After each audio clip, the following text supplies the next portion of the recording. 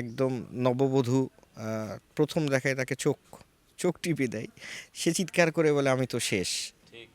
দাও, আজ থেকে এই আহেদ আলী আমাদের গ্রামেই থাকবো, গ্রামের ছেলে গ্রামেই থাকবো। একজন আহেদ আলী এটার কেন্দ্রীয় চরিত্রে অভিনয় করছি অনেক দিন পর। বিটিভির কোনো কাজ করলাম, ইনফ্যাক্ট নাটকই অনেক দিন পর করতে আসলাম।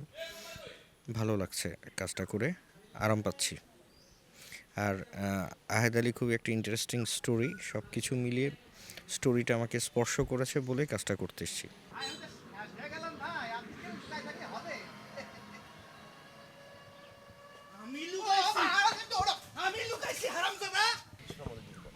এটা আসলে খুবই সিলি একটা বিষয়, সিলি একটা বিষয়টাকে এত সুন্দরভাবে স্টোরিতে অ্যাপ্লাই করা হয়েছে, সিং করা হয়েছে, সব কিছু মিলে এই স্টোরিটার এই কারণে আর কি স্টোরিটা রান করে।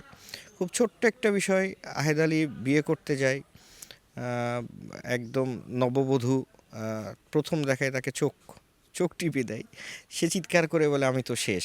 এটা আশেপাশে সবাই শুনে ফেলার পর এরপর থেকে আহেদ আলীকে দেখলেই সবাই বলে এই শেষ শব্দটা বলা, মানে শেষ শেষ শব্দটা শোনার সাথে সাথে আহেদ আলীকে সবাই টিচ করে ওই শেষ শব্দটা বলে, এবং শেষ শব্দটা শোনার সাথে সাথে আহেদ আলী নিজের উপর সেলফ কন্ট্রোলটা থাকে না, সে রেগে যায়, সে চিৎকার চেঁচামেচি করে, পাগলের মতো ইয়ে করে। এটা এমন একটা পর্যায়ে চলে যায় আহেদ আলী নিজের প্রতি কন্ট্রোল করতে পারে না, সে গ্রাম ছেড়ে সংসার মানে তার বউ এবং তার মেয়েকে নিয়ে বেরিয়ে যায়। এই যে আহেদ আলীর জার্নি শুরু হলো, এটাই হচ্ছে মানে আহেদ আলীর মানে কাহিনীর হচ্ছে বেস। এই ব্যাক অফ দ্য স্টোরি হচ্ছে এই যে চোখ মারাটা, খুব ছোট্ট সিম্পল একটা ব্যাপার।